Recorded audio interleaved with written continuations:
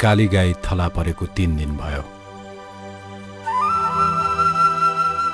बिचरी उठ्न पनि सक्दिनन्।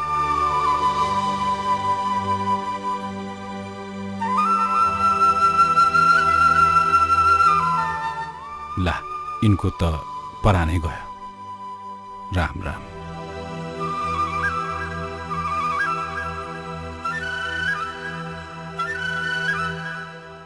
यो गोठमा अहिले 17 वटा गाई गोरु छन्।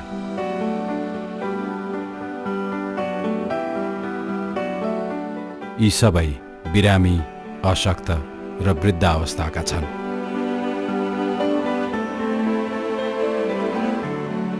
बुढो भएपछि गोरुले जोत्न र गाईले दूध दिन छोड्छ। पहिले यस्ता गाईवस्तुलाई किसानले भारत पठाउँथे।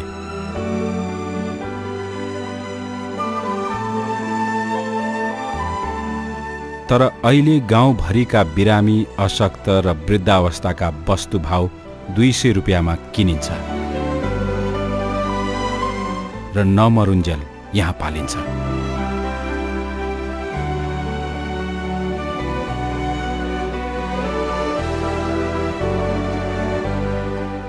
यो ठाउँलाई गौरक्ष केन्द्र भनिन्छ।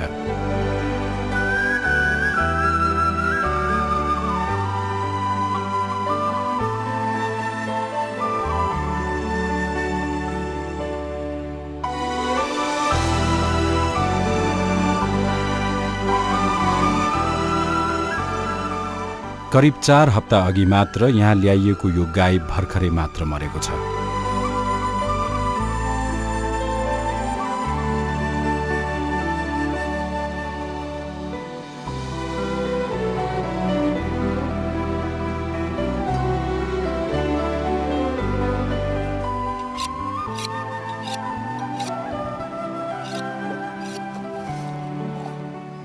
अब यसको छाला निकालिँदैछ।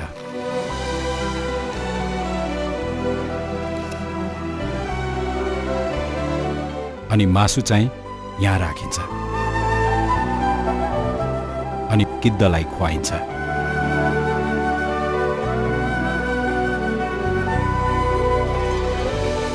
गिद्धहरूलाई शुद्ध मासु खुवाउन बनाइएको यो ठाउँलाई जटायु रेस्टुरेन्ट भनिन्छ।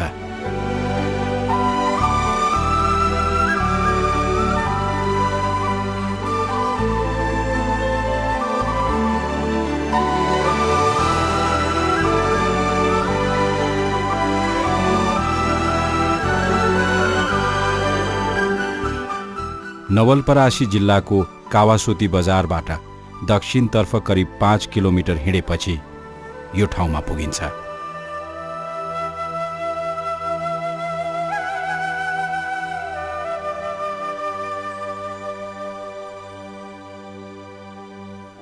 अब हामीले यो अवधारणा ल्याइसकेपछि हाम्रो अब पहिला चाहिँ यो आरएसपीपी भन्ने इङ्ल्यान्डको संस्थाले सहयोग गर्यो। त्यसबाट हामीले चाहिँ यो गोठ बनायौँ। गोठ बनाइसकेपछि 2 जना स्टाफ, 1 जना गोठाले र 1 जना चाहिँ हाम्रो एजुकेसन अफिसर, 2 जना सुरु गरिसके हामीले यो सेटअप गरिसकेपछि अनि युएनडिपीबाट चाहिँ स्मल ग्रान्ट भन्ने फन्ड पायौँ। त्यो फन्ड पाइसकेपछि हामीले चाहिँ यो विभिन्न किसिमको संरचनाहरू, अब अर्को गोठ थप्यौँ, हामीले सूचना केन्द्र बनायौँ, त्यसपछि हाम्रो मिटिङ हल, त्यसपछि पुल बन्दैछ त्यहाँ। अनि अर्को कार्यक्रम भनेको हाम्रो चाहिँ जटायु अवलोकन टावर। त्यो बनाइसकेपछि हामीले अब संरक्षणको साथसाथै हामीले जनतालाई पनि केही गरौँ भन्ने हिसाबले चाहिँ हामीले अब गडेउला खेती, गडेउला मल बनाउने चाहिँ ट्रेनिङ हामीले यहाँको जनताहरूलाई दियो।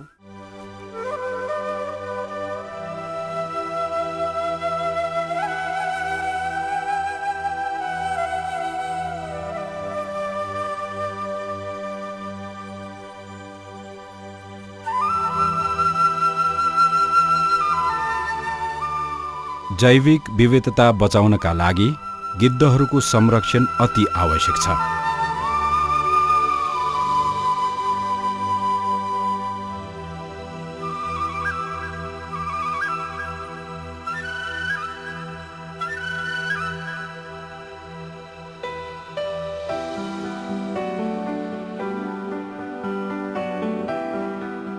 त्यसैले जटायु रेस्टुरेन्ट संरक्षणविदहरूका लागि एउटा अध्ययन केन्द्र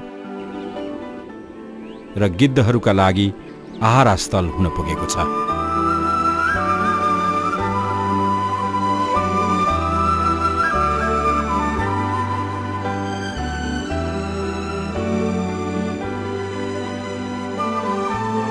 यहाँ अहिले 7 प्रजातिका गिद्धहरू देखिन्छन्।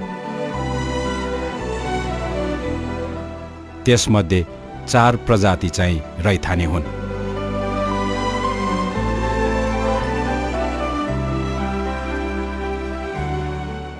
यीमध्ये 2 प्रजातिले यस भेगमै प्रजनन गर्छन् भने बाँकीले पश्चिम नेपालको मध्य पहाडी भेगमा।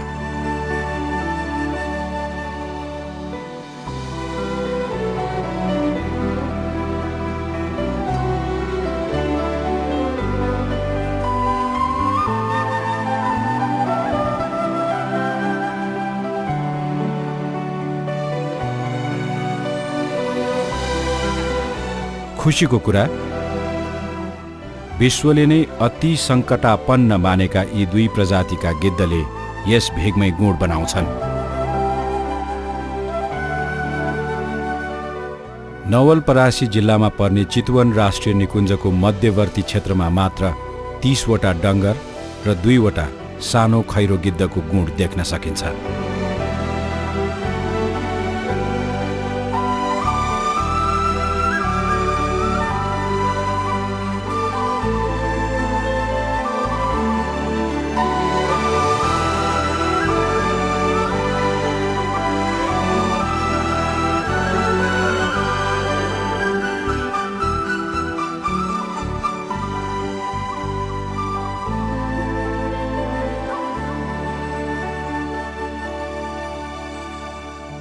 जटायु रेस्टुरेन्ट गिद्धहरूको आहार स्थल हो। यहाँ सिनो फालेपछि गिद्धहरू झुमिएर आउँछन्। रुख रुखमा गिद्धहरू बसेका छन्। कोही उडिरहेका पनि छन्। बिस्तारै यिनीहरूको नजर यो सिनोमा पर्दैछ।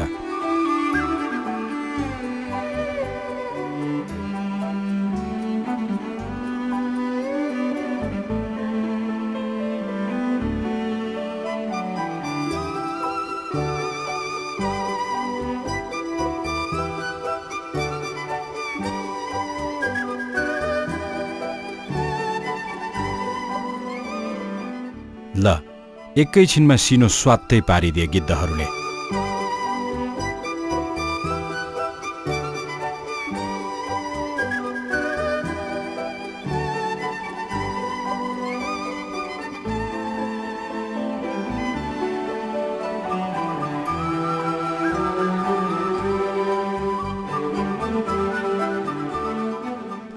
यदि गिद्धहरू नहुँदा हुन् त यो सिनो त्यसै कुहिन्थ्यो।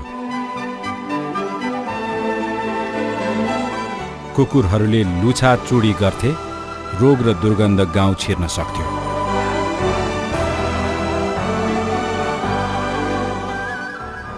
गिद्धहरूको उपस्थितिले त्यो सम्भावना न्यून गरिदिएको छ।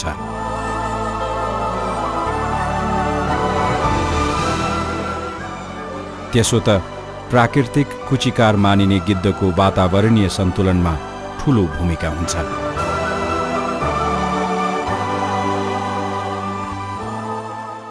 यो पारिस्थितिकीय प्रणालीको एक अभिन्न अङ्ग हो।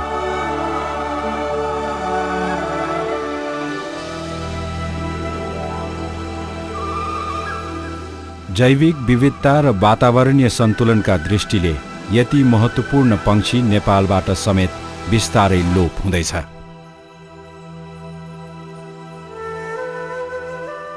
जसको ज्वलन्त उदाहरण हो डङ्गर गिद्ध।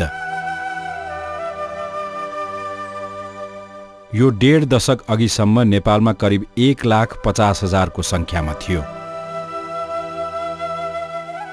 तर अहिले त्यो संख्या घटेर 1,000 जोडीमा सीमित भएको छ। भारतमा मात्र आजसम्म यही प्रजातिको गिद्ध 79.9% लोप भएको छ।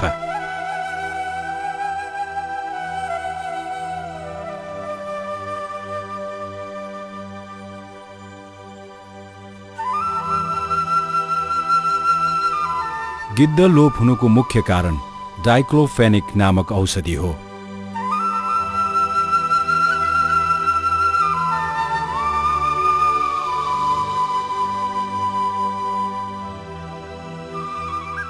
यो गाईवस्तुलाई खुवाइने पीडानाशक औषधि हो। यस अघिसम्म धेरै किसानहरू उपचारका क्रममा गाईवस्तुलाई यो औषधि खुवाउँथे। यसरी औषधि खुवाइएको वस्तुभाव उपचारकै क्रममा मरेपछि त्यो सिनो गिद्धको आहारा हुन पुग्थ्यो।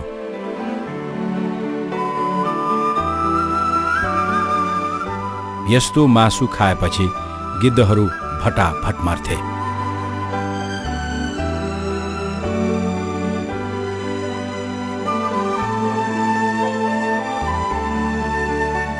गाईवस्तुमा यसको प्रयोग अत्याधिक भेटिएपछि नेपाल, भारत लगायत सबैजसो देशहरूमा यो औषधिमाथि प्रतिबन्ध लगाइएको छ।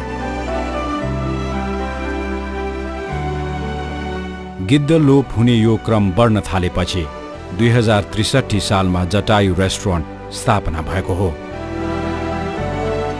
जसले गिद्धको संरक्षणमा निरन्तर काम गरिरहेको छ।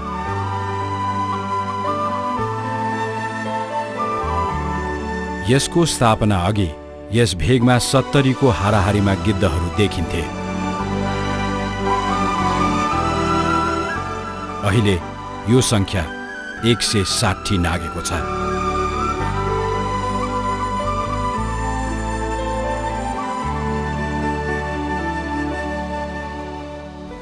युएनडीपी साना आन्दोलन कार्यक्रमले यो बिसिएनसँग मिलेर जनसहभागीमूलक यो जटायु संरक्षण योजना नवलपरासीमा लागू गरिरहेको छ। अहिले यो चाहिँ यो गिद्ध र जटायुहरू चाहिँ नेपालमा एकदम अहिले लोप हुन लागेको स्थितिमा छन्। जटायु संरक्षण योजना यो आफै एउटा एकदम मौलिक र चाहिँ एउटा युनिक कार्यक्रम हो।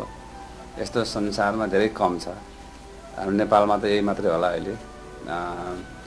यो महत्त्व पनि एकदम बढी छ, किनभने यो इकोसिस्टममा गिद्धको र यो जटायुको अति नै महत्त्वपूर्ण रोल छ, भूमिका छ। र नेपालबाट खास गरेर तराई क्षेत्रमा गिद्धहरूको लोप हुने स्थिति जुन थियो त्यसलाई यो कार्यक्रमले बचाएको छ र समष्टिमा यो पारिस्थितिक प्रणाली इकोसिस्टममा यो मेन्टेन गर्नको लागि एकदम महत्त्वपूर्ण रोल खेलेको छ।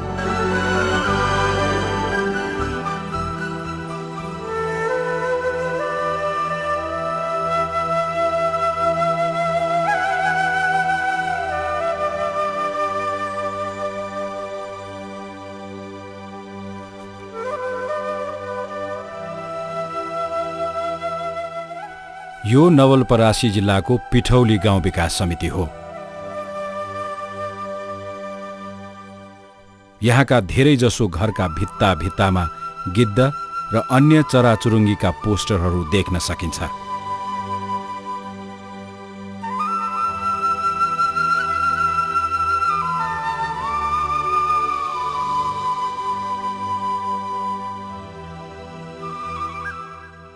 यी जुनेली चौधरी गिद्धको चित्रमुनि मस्तले मसला पिँधिरहेकी छिन्।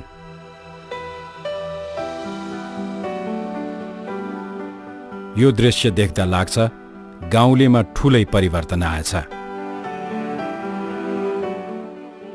यिनै गाउँले हुन् जो गिद्धले घर नाग्यो भने मात्र पनि आफू अगति परेको ठान्थे, तर अहिले यिनै गाउँलेहरू यसको संरक्षणमा जुट्न थालेका छन्।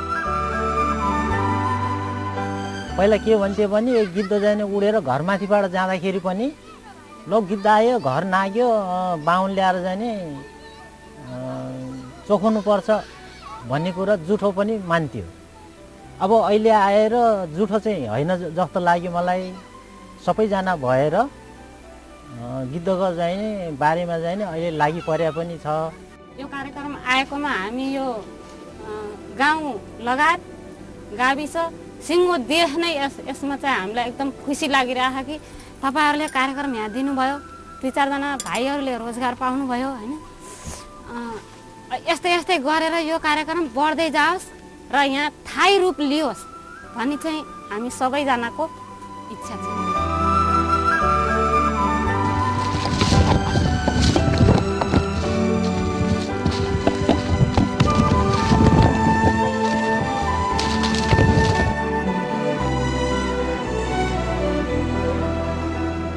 यो केन्द्रले गाउँका बेरोजगार युवालाई नेचर गाइड तालिम दिएको छ।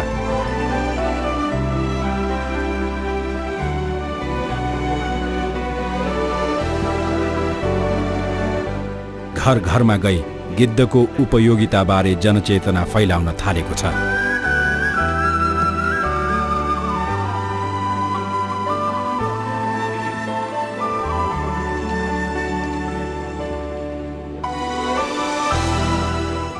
यो अभियानमा नेपाल पंक्षी संरक्षण संघले सघाइरहेको छ।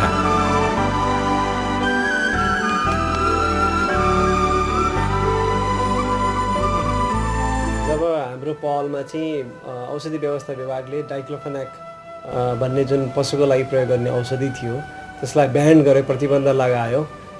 त्यसपछि हामीले चाहिँ के नोट गर्यौँ भने वाइल्ड स्टेजमा गिद्धहरूको लागि खानाको केही कमी छ र त्यो खानाको कमीको परिपूर्ति गर्नुको साथसाथै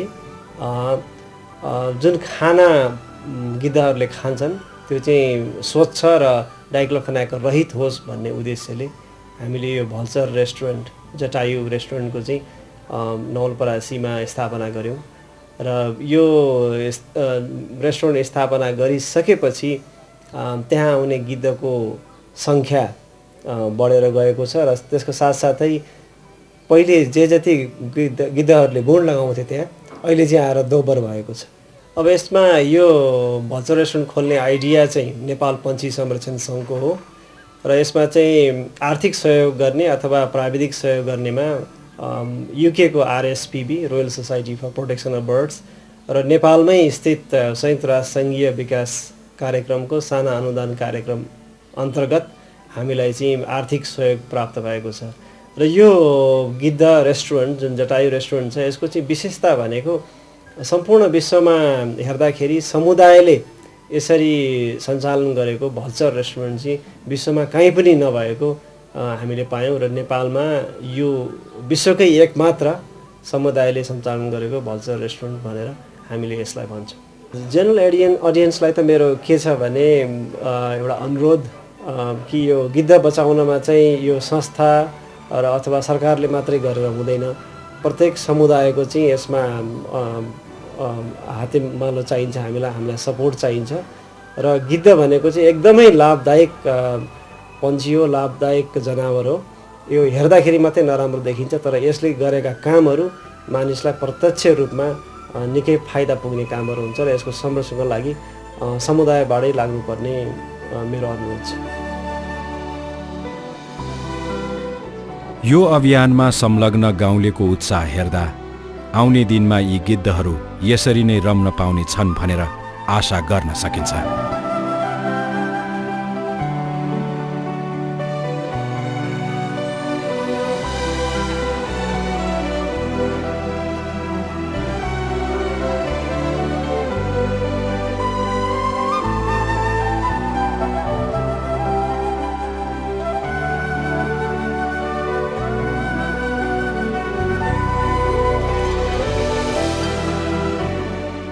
जैविक विविधता वातावरणको सन्तुलन मात्र होइन, मानिस र प्राणी बीचको सम्बन्धको एउटा नमुना हुन सक्छ नवलपरासीको यो गाउँ।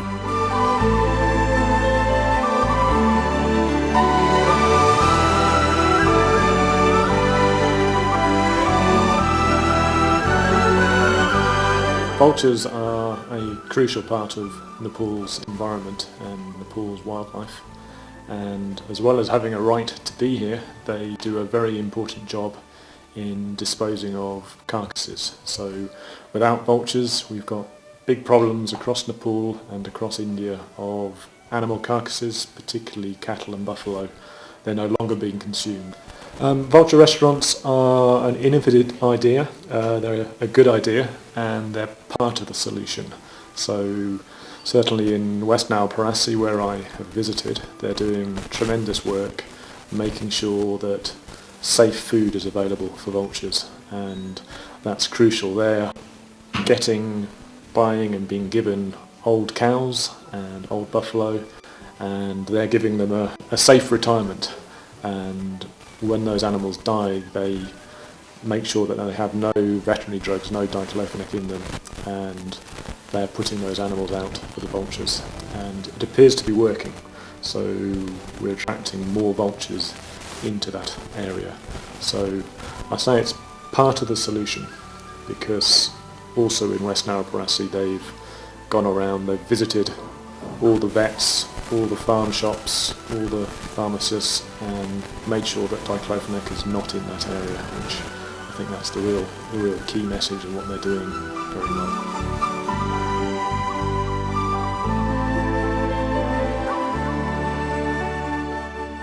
यसैको अनुकरण सबैतिर हुन सके निश्चित छ। प्राकृतिक कुचिकार मानिने यी गिद्धहरू सर्वत्र फैलने थिए। आशा गरौँ।